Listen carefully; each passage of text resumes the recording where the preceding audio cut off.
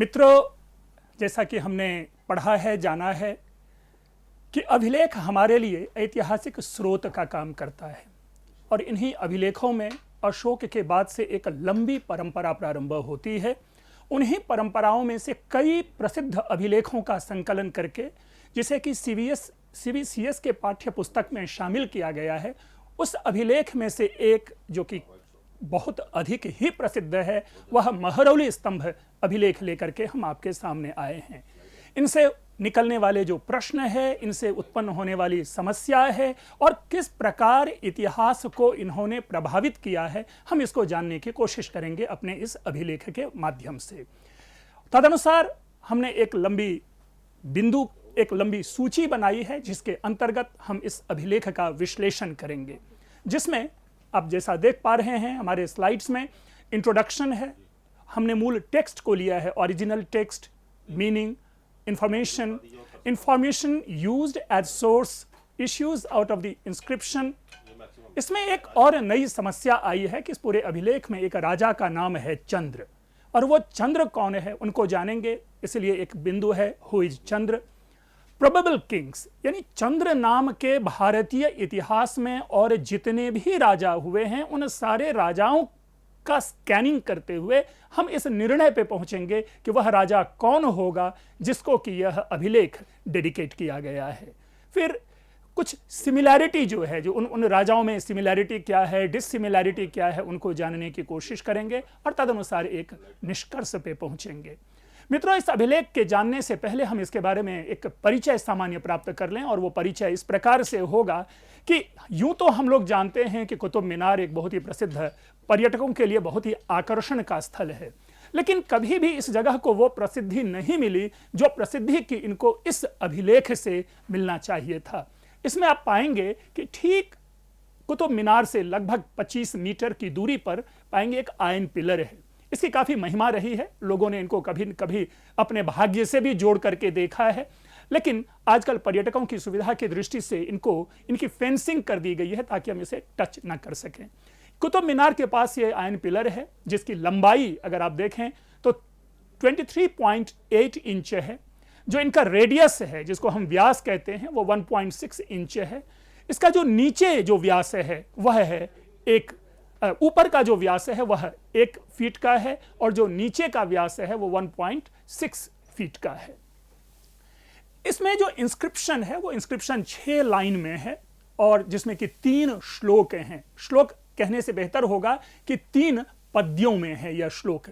आश्चर्य लग रहा है कि 6 लाइन और 3 पद्य कैसे, और वह भी पद्य कौन सा है। संस्कृत के छात्र जानते हैं शार्दूल विक्रीडित छंद है, जो कि कुछ बड़े छंदों में से एक है। तो इस प्रकार से 6 लाइन में ये 3 पद्य लिखे गए हैं, और उन्हीं पद्यों के माध्यम से हम जानकारी लेते हैं कि ये किसके विषय में है। इस अभिलेख की भाषा संस्कृत है और स्क्रिप्ट ब्राह्मी है, लेकिन ब्राह्मी स्क्रिप्ट कहने मात्र से इस समस्या का समाधान नहीं होता, क्योंकि हम आप सभी जानते हैं कि अशोकन इंस्क्रिप्शंस भी जो है वो ब्राह्मी लिपि में है।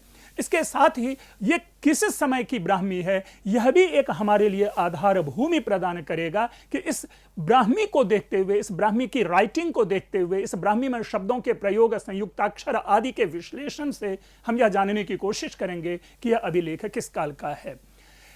सर्वप्रथम जेम्स प्रिंसेप ने 1834 ईस्वी में journal of the Asiatic Society of Bengal के 3rd वॉल्यूम में इस अभिलेख को प्रकाशित करवाया था 1834 ईस्वी में।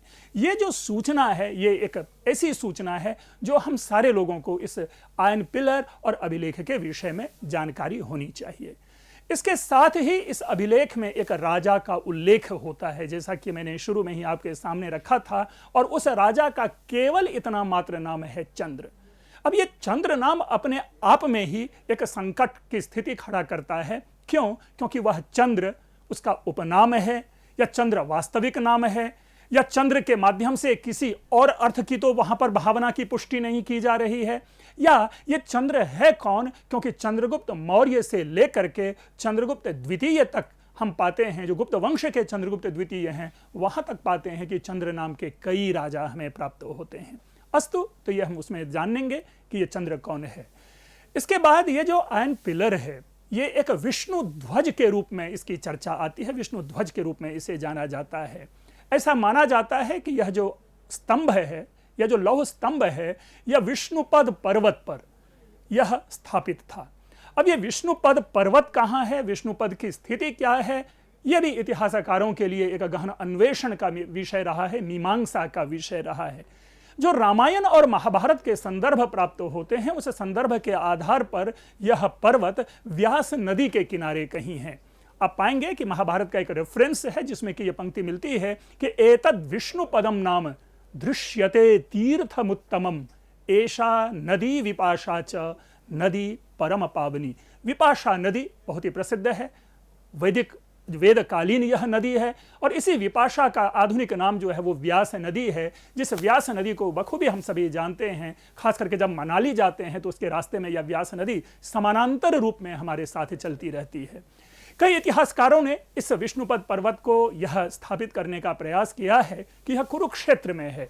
अस्तु, ये सारा विश्लेषण अनंतर हम परिचर्चा के क्रम में करेंगे। तो विष्णुपद पर्वत पर इस विष्णु ध्वज की स्थापना करवाई गई थी, जिसे बाद में महरौली में शिफ्ट किया गया।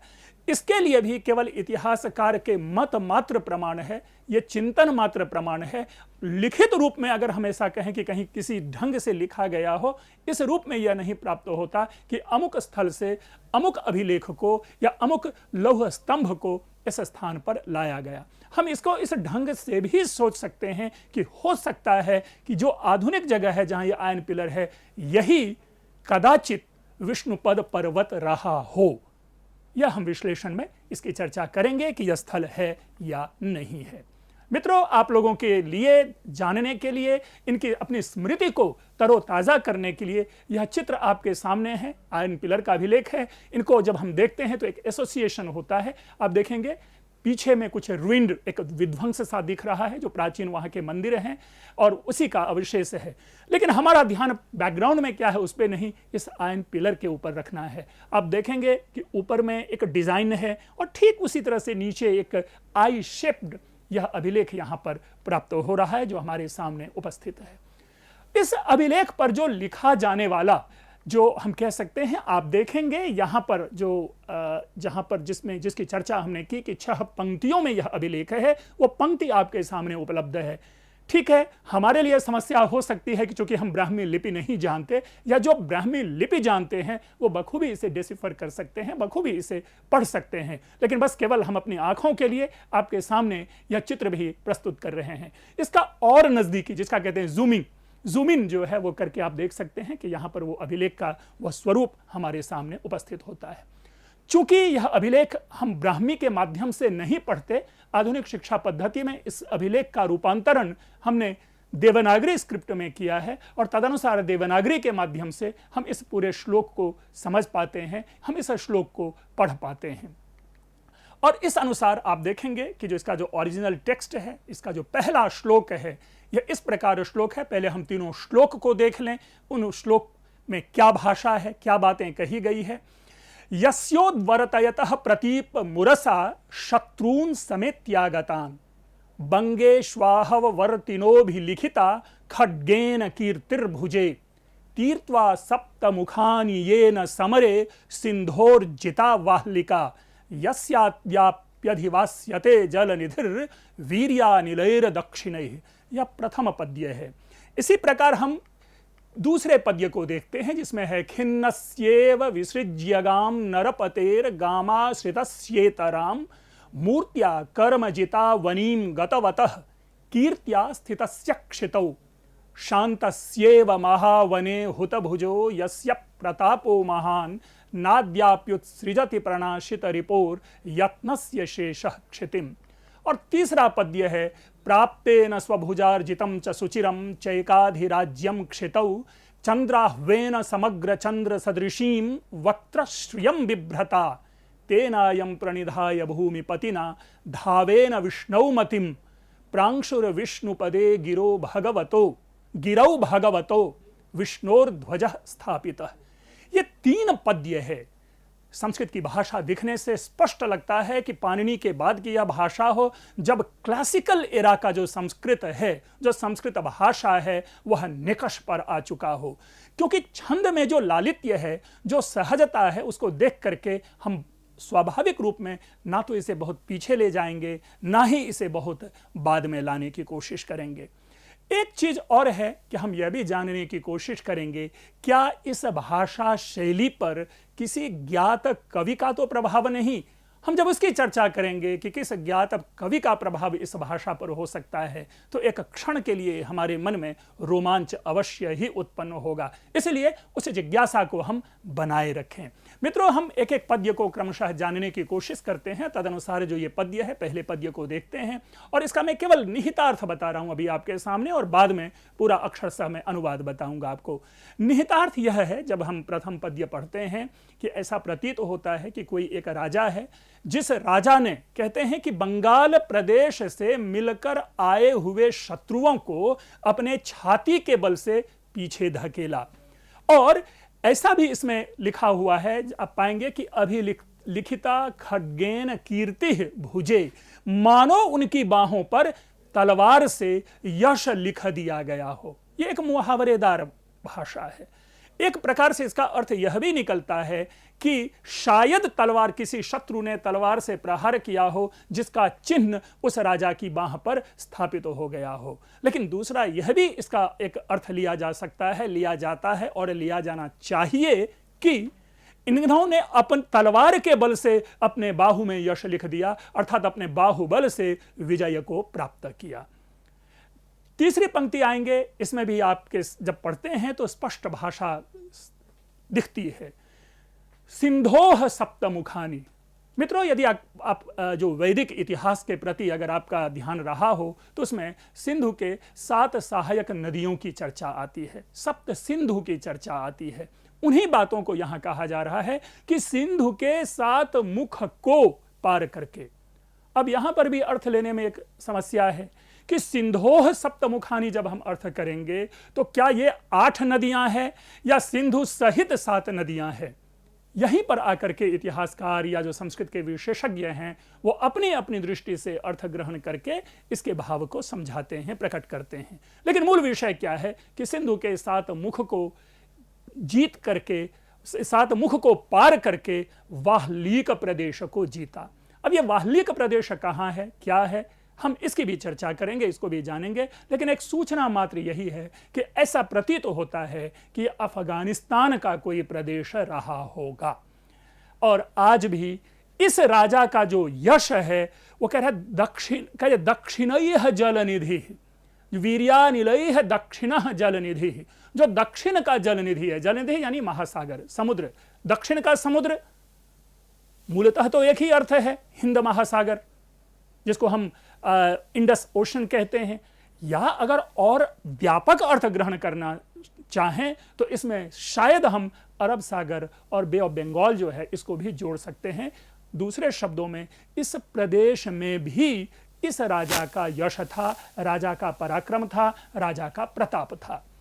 मित्रों, इसके बाद हम लोग दूसरे पद्य को देखते हैं और दूसरे पद्य में क्या कहा जा रहा है इसको भी जानते हैं।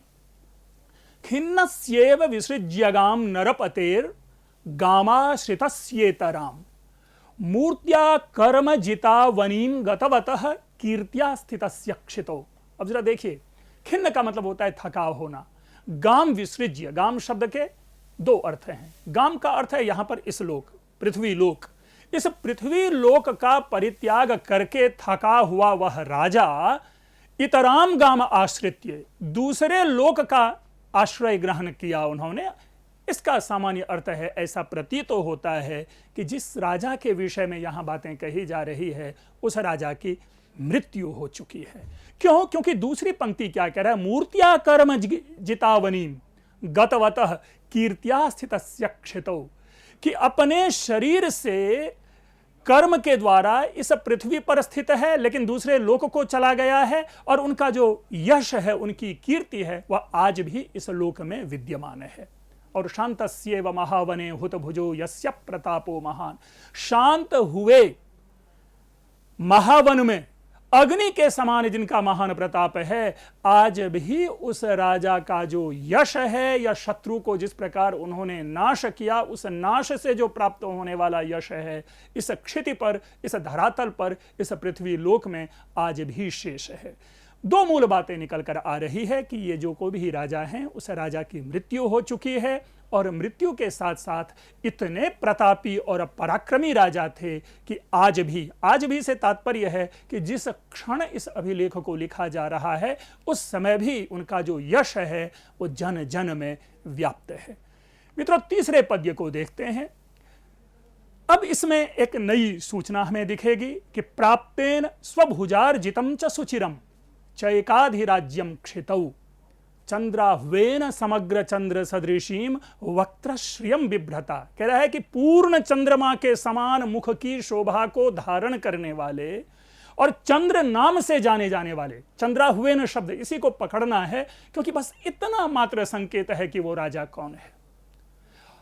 उस राजा ने अपने बल से एक विशाल साम्राज्य की स्थापना की इस पृथ्वी पर। आप पाएंगे एकाधिराज्य शब्द है, और एकाधिराज्य का यह सामान्य मतलब नहीं है कि किसी छोटे से प्रदेश मात्र का राजा होना, ऐसा। और क्षितो, ऐसा प्रतीत हो रहा है कि राजा का विशाल साम्राज्य रहा होगा।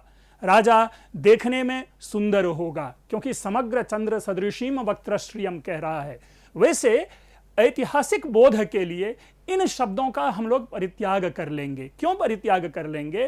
क्योंकि राजा देखने में सुंदर है या नहीं सुंदर है वो मूल विषय नहीं है, एक। और दूसरी बात, जब किसी भी व्यक्ति की प्रशस्ति में कोई बात लिखी जाती है तो कदाचित वह अतिशयोक्ति भी हो जाती है। लेकिन हमारे लिए जो मूल विषय है वह है चंद्राह्वेन, चंद्र नामक वह राजा। अब कह रहा है तेन, अर्थात उस राजा के द्वारा, विष्णु मतिम प्रणिधाय, विष्णु में अपनी मति, अपनी श्रद्धा, अपनी भक्ति लगा करके। अब इतने मात्र से क्या निष्कर्ष निकलता है कि जरूर यह राजा विष्णु का भक्त रहा होगा। और एक और शब्द है धावेन भूमिपतिना। कदाचित कहीं कहीं इसका एक दूसरा भाव भी मिलता है, धावेन की जगह पर भावेन शब्द का भी उल्लेख है, लेकिन हमें ऐसा प्रतीत हो रहा है कि धावेन शब्द जो है वो ज्यादा उचित है यहां पर। तो कह रहा है धावेन भूमिपतिना। धावेन शब्द का अर्थ लिया जाता है मतलब एक पवित्र नाम वाला। आम रूप में प्रातः स्मरणीय शब्द हम प्रयोग कर लेते हैं, तो ऐसा वह राजा था। अर्थात इतना यशस्वी राजा था यह कि इनका नामोच्चारण ही मानो एक प्रकार से मन को शीतलता, मन को शांति प्रदान करता था।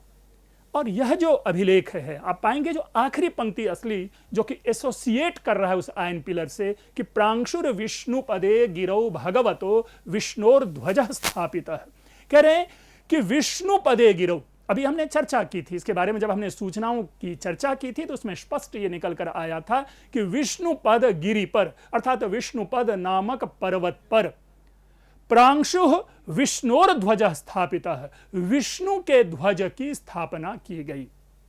मित्रों, हम आप भी आधुनिक इस परंपरा में भी किसी उल्लास को, किसी प्रसन्नता को या प्राप्त हुई खुशियों को मनाने के लिए एक उत्सव का माहौल बनाते हैं। और हम आप सभी जानते हैं कि पंक्ति है कि उत्सव प्रियाः खलु मनुष्याः, अर्थात मनुष्य उत्सव प्रिय होते हैं। हर क्षण को वो सेलिब्रेट करता है, हर क्षण को वो खुशियों में परिवर्तित करने में लगा रहता है मानव मात्र।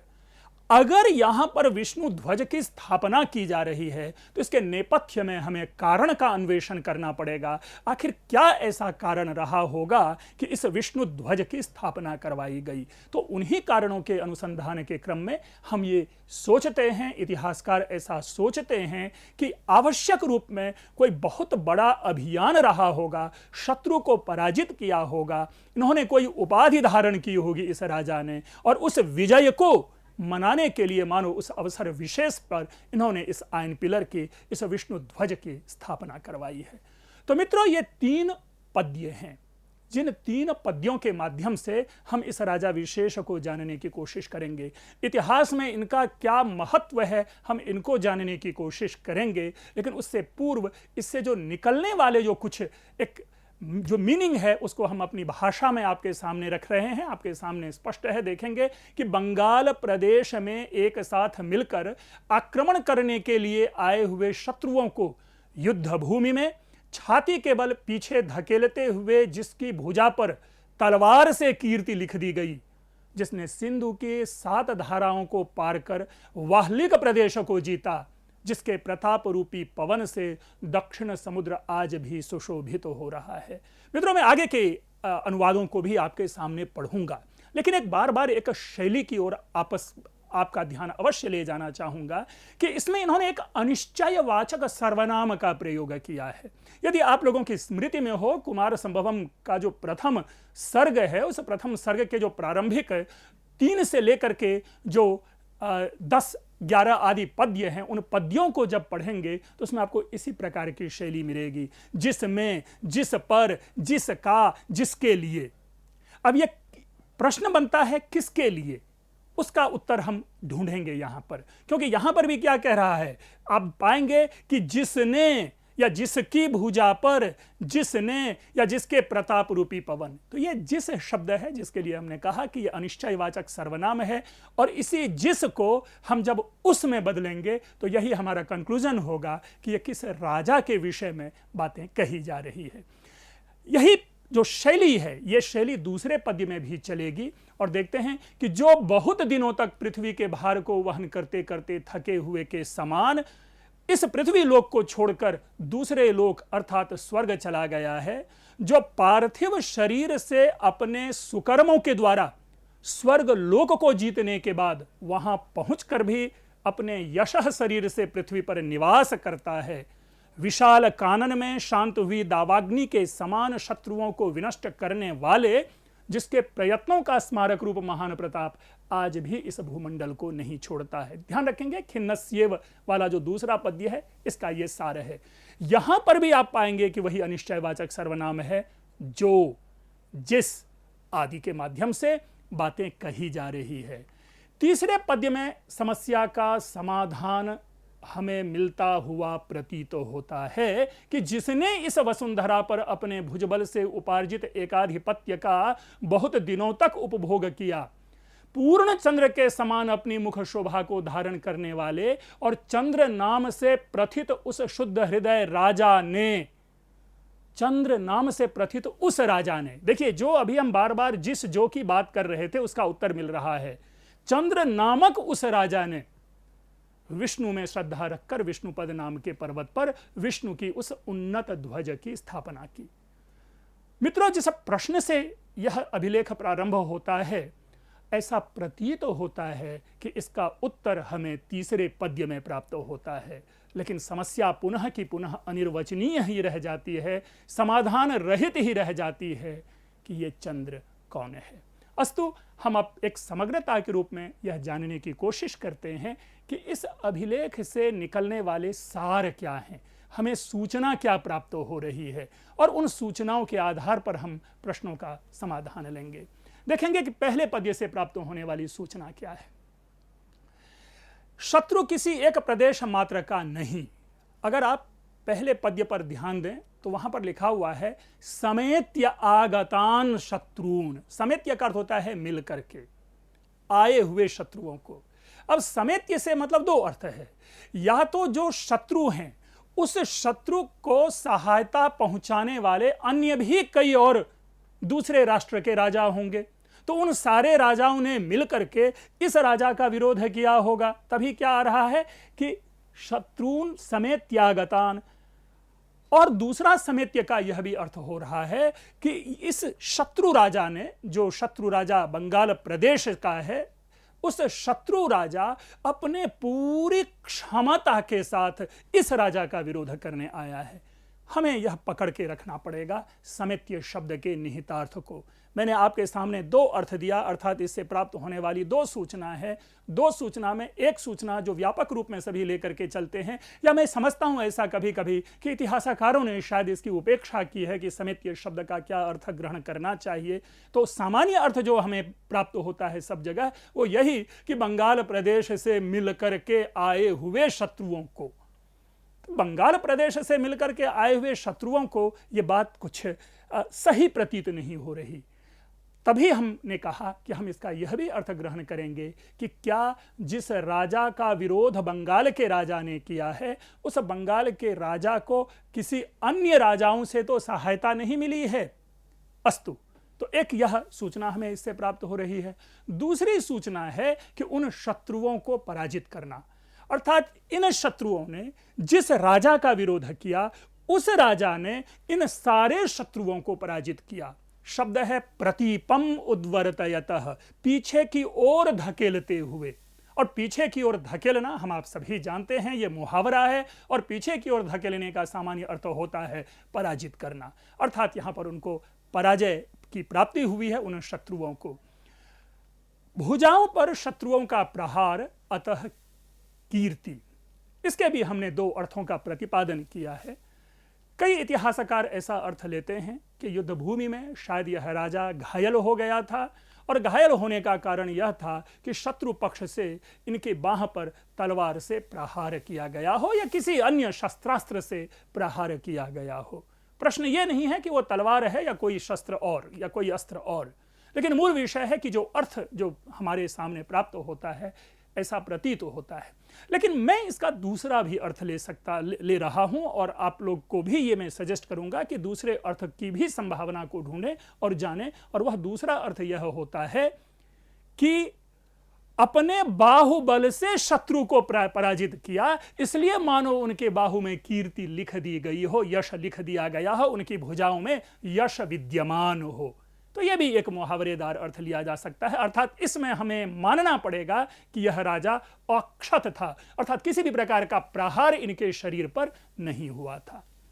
चौथी सूचना हमें प्राप्त हो रही है सिंधु के साथ सहायक नदियों को पार करने की। तीर्थवा सिंधोह सप्तमुखानि येन आदि वाक्य पढ़ा दूसरे पद्य में, पहले पद्य में। अब आप ये देखेंगे कि सिंधु की 7 सहायक नदियों की चर्चा।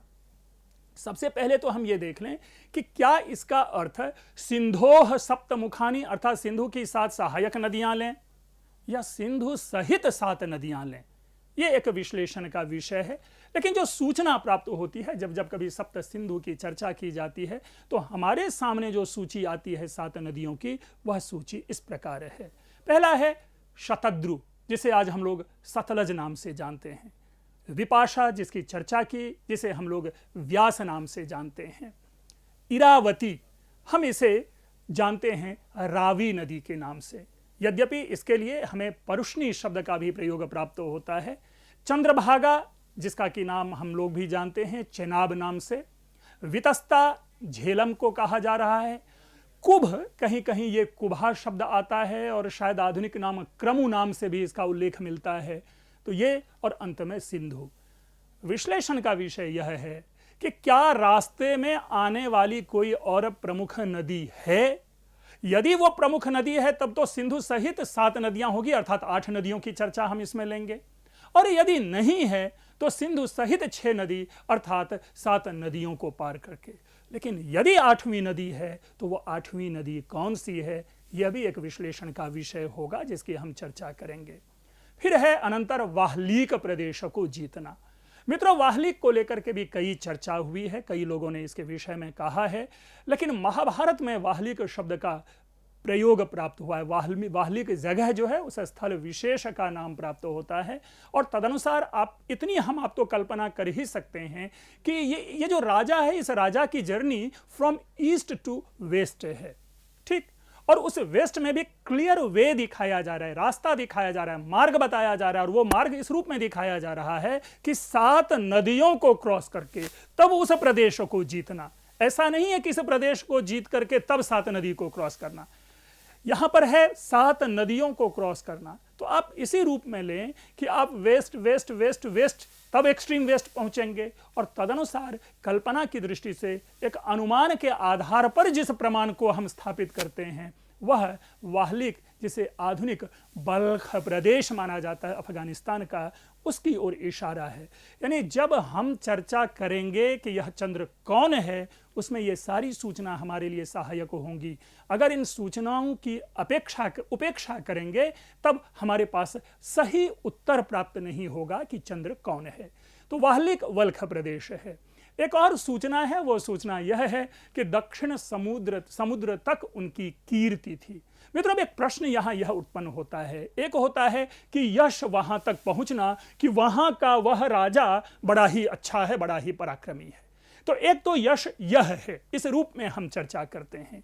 यानी अगर आधुनिक प्रशासन की व्यवस्था का उल्लेख यदि किसी भिन्न देश में होता है तो वह आधुनिक प्रशासन की कीर्ति के विषय में हम कहेंगे कि इनका यश, इनकी कीर्ति भिन्न देशों में भी है। लेकिन दूसरा अर्थ, चूंकि राजतंत्र है और राजतंत्र आप लोग सभी जानते हैं कि वो साम्राज्यवाद में बिलीव करता है, वो अपने राज्य का विस्तार करता ही रहता है। और ऐसी स्थिति में एक यह भी अर्थ ग्रहण किया जाता है इस कीर्ति को लेकर के कि कदाचित इस राजा ने अपने बाहुबल से, अपने पराक्रम से इस प्रदेश को जीता होगा। मित्रों, यदि हम समुद्रगुप्त की ओर इशारा करें, ध्यान रखेंगे मैं किसी नाम को प्रपोज नहीं कर रहा हूं, मैं केवल उदाहरण के रूप में ले रहा हूं कि जब हम समुद्रगुप्त की चर्चा करते हैं, समुद्रगुप्त का उल्लेख करते हैं, तो हम पाते हैं कि समुद्रगुप्त का जो विजय अभियान है वो पांड्य आदि प्रदेश जो कि दक्षिण भारत का है, वहां तक उनकी यात्रा है, वहां तक उनका अभियान है, वहां तक उनकी जर्नी है। तो इस रूप में अगर उस इतिहास के आधार पर इस पंक्ति का अर्थ करेंगे तो जरूरी नहीं कि वह समुद्रगुप्त हो, लेकिन जो कोई भी राजा हो, उस राजा ने अपने विजय अभियान को या अपने साम्राज्य का विस्तार दक्षिण प्रदेश तक किया था। मैं एक और सूचना दूंगा, इसके संदर्भ में आपके सामने देना चाहूंगा कि इस पद्य का संबंध अगर हम कुमार संभवम के प्रथम पद्य के प्रथम सर्ग के प्रथम पद्य से जोड़ना चाहें तो वहां पर भी देखेंगे कि इसकी ओर संकेत है। और वो कहते हैं वहां पर अस्त्युत्तरस्याम दिशि देवतात्मा हिमालयो नाम नगाधिराजः पूर्वा परो तोय निधि वगाह्य स्थितः पृथिव्या इव मानदंड। यानी दक्षिण समुद्र तक घुसा हुआ है, वहां पर भी पूर्वा परो शब्द है। तो हम चर्चा करेंगे उसको और हम ये भी जानने की कोशिश करेंगे कि ये संबंध किस राजा से बन रहा है। दूसरे पद्य की सूचना को देखें। दूसरे पद्य में भी एक सामान्य सूचना है, क्योंकि वहां पर ग्लोरिफिकेशन ज्यादा है, अतिशयोक्ति अधिक है वहां पर। लेकिन जो मूल हमारे लिए जो उपयोग की सूचना है, हम उस सूचना को देखते हैं कि जो कोई भी राजा हैं, ऐसा प्रतीत होता है कि जब इस अभिलेख का निर्माण किया जा रहा होगा, संबद्ध राजा की मृत्यु हो चुकी होगी। दूसरे शब्दों में यह अभिलेख उस राजा के द्वारा लिखवाया गया नहीं हो सकता जिस राजा की चर्चा इसमें है, क्योंकि उस राजा की मृत्यु हो चुकी है, अत्यंत यशस्वी है और मृत्यु के उपरांत भी उनकी ख्याति है।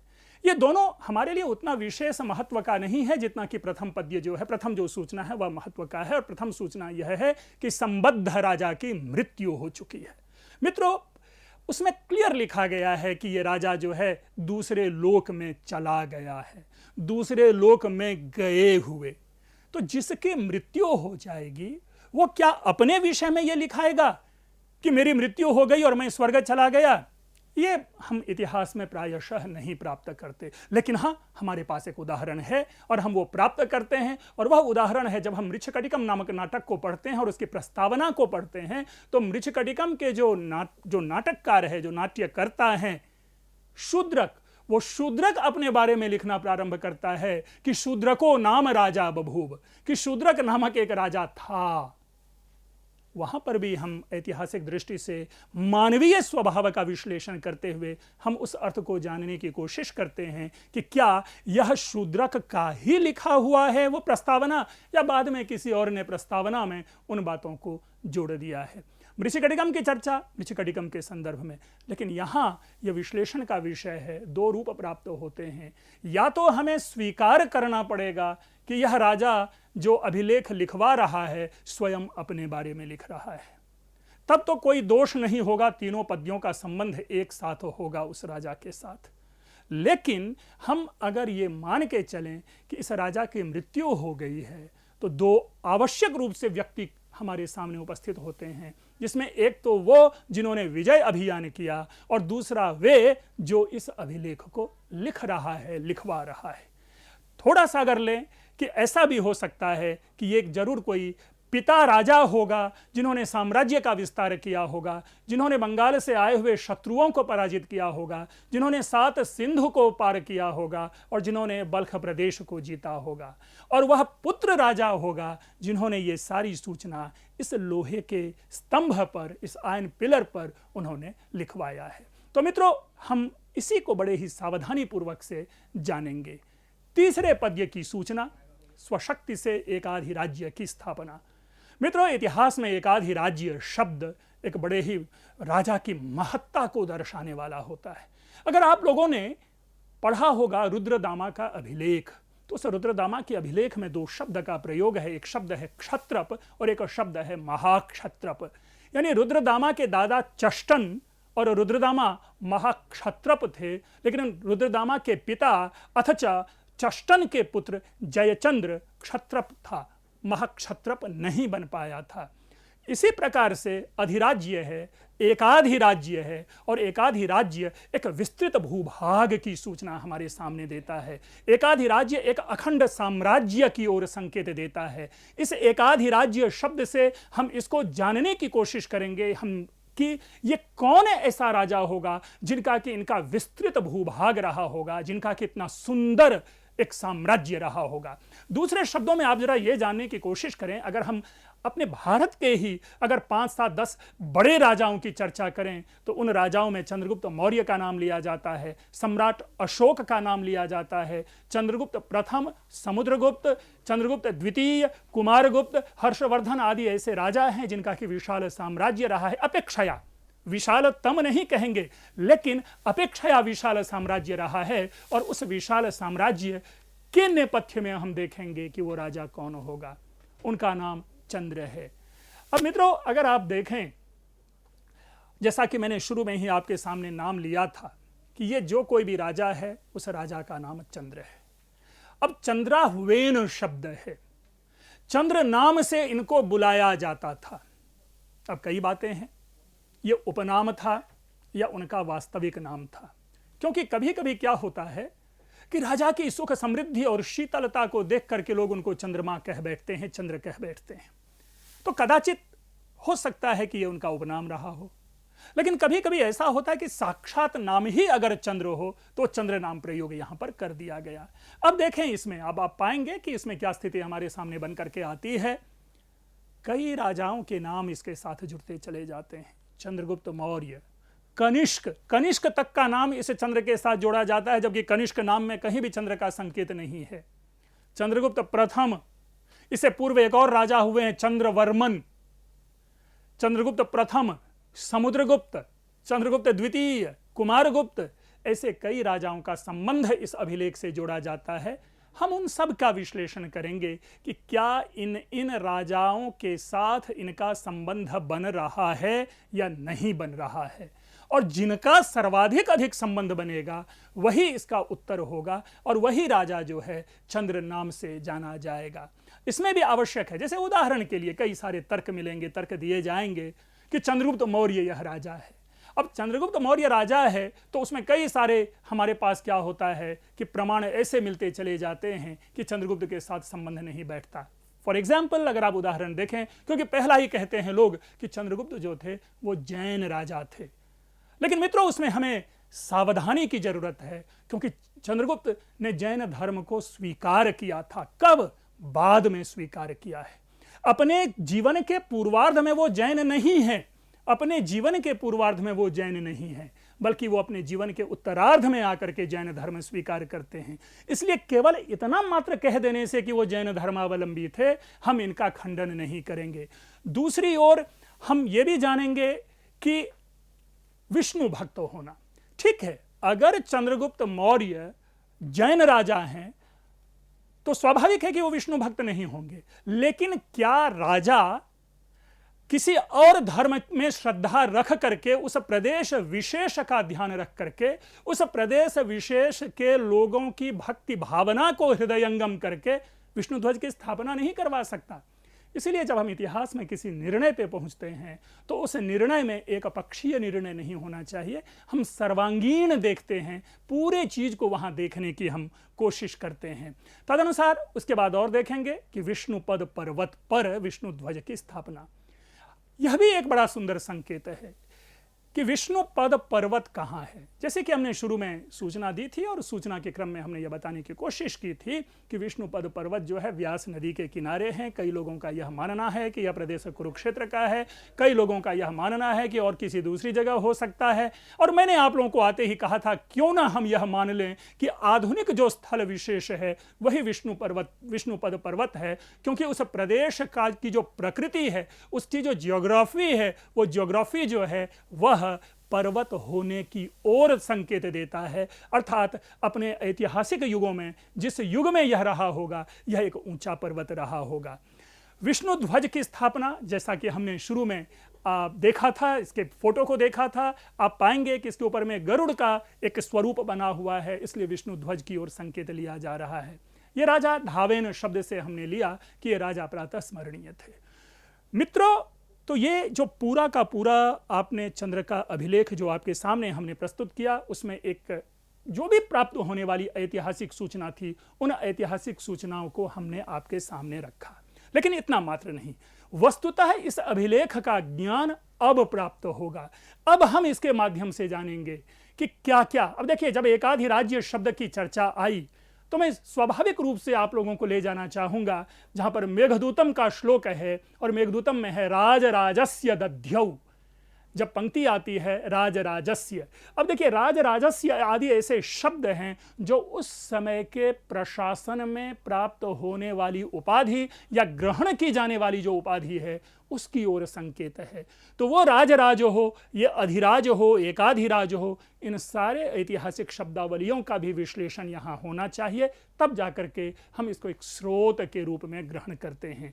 लेकिन एक विशिष्ट, जिसको हम परिधिगत सूचना कहते हैं, वो आवश्यक है जानना कि वो चंद्र नामक राजा के लिए, चंद्र नामक राजा के द्वारा इस विष्णु ध्वज की स्थापना करवाई गई।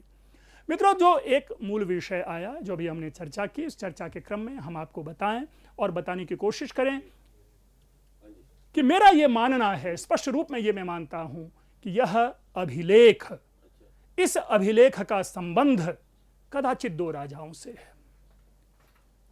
मान्य परंपरा एक राजा को मानती है, लेकिन मुझे, जब मैं संस्कृत की दृष्टि से इसका विश्लेषण कर रहा हूं, संस्कृत में दिए गए निहित जो अर्थ है उस अर्थ का मैं विश्लेषण करता हूं, तो मुझे ऐसा प्रतीत होता है कि जिस राजा की कीर्ति की गाथा यहां, जिस राजा की यशो गाथा का विश्लेषण यहां पर है, वो कोई भिन्न राजा हैं, और उस यशो गाथा का निर्माण जिसने करवाया इस आयन पिलर पे, वो कोई भिन्न राजा है। एक या नहीं तो ऐसा हो सकता है कि आयन पिलर के रूप में इस विष्णु ध्वज की स्थापना करवा दी होगी पूर्ववर्ती राजा ने, अर्थात विजयी राजा ने, अर्थात जिसने बंगाल के शत्रुओं को पराजित किया और 7 समुद्र को, 7 नदियों को पार किया, उस राजा ने। और बाद में आकर के जो उनके बाद का राजा है, उन्होंने उनकी प्रशस्ति में इस पद्य को लिखवाया। मित्रों, अब आते हैं इस पद्य की शैली पर हम विश्लेषण करें।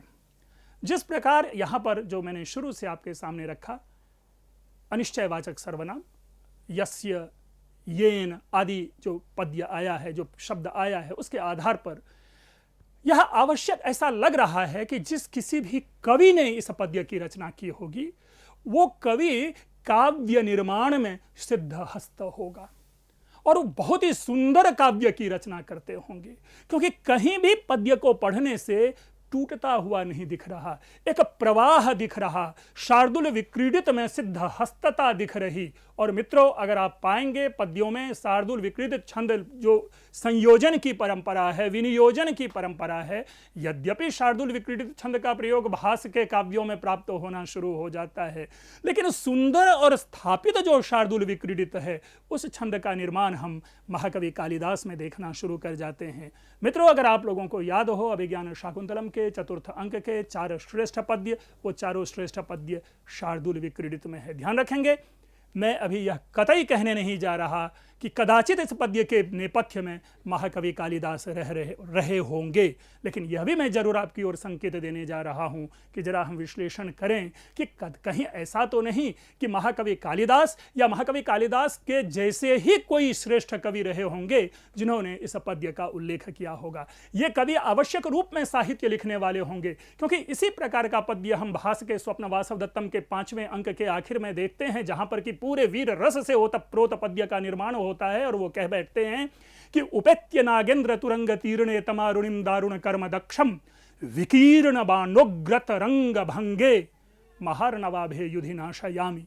तो इस प्रकार की शब्दावली, इस प्रकार के पद्य को भी हम लाएंगे इसके साथ कंपैरिजन में, और तब जाकर के इस सत्य की स्थापना करेंगे कि यह किस रूप में हमारे लिए स्रोत का काम कर रहा है, और यह चंद्र कौन है जो चंद्र आज सब हम लोगों के लिए न केवल अविस्मरणीय है बल्कि पद्य के आधार पर पाएंगे तो वह हमारे लिए प्रातः स्मरणीय बन जाते हैं। मित्रों, हम इस परंपरा को प्रारंभ रखेंगे, हम इस अभिलेख को जानने की कोशिश करेंगे और इसी ऊर्जा से हम अभिलेख के अन्य सामग्रियों को, अन्य विषयों को, अन्य सूचनाओं को जानने की कोशिश करेंगे। यह आज का प्रथम प्रयास है। आवश्यक रूप से आपकी प्रतिक्रिया की आवश्यकता होगी, क्योंकि जो क्रिया है और प्रक्रिया है वो उसे मैंने आपके सामने प्रस्तुत किया। आप लोगों ने ध्यान से सुना, आप लोगों का बहुत बहुत धन्यवाद।